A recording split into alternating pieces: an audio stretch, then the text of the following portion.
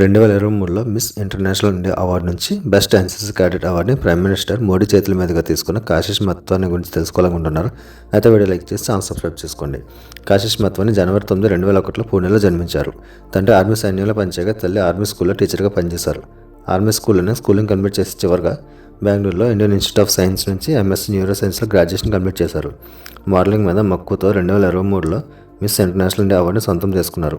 అలాగే అక్టోబర్ 2024లో defence exam సిడిఎస్లో air to all India second ర్యాంకర్గా నిలిచారు.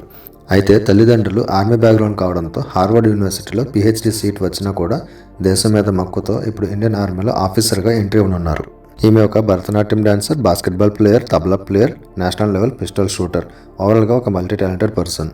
అటు చదువులోను ఇటు అందంలోను ఎంతో ముందున్న ఈ అమ్మాయి సర్వీసెస్ అండ్ లీడర్షిప్ పట్ల ఆమెకున్న కమిట్మెంట్తో ఇప్పుడు దేశ సేవకి నిమగ్నం అయ్యేందుకు సిద్ధంగా ఉన్నారు. ఇలాంటి ఇన్స్పిరేషనల్ పర్సన్ గురించి మీ అభిప్రాయం అంటే కామెంట్ సెక్షన్లో కామెంట్ చేయండి. థ్యాంక్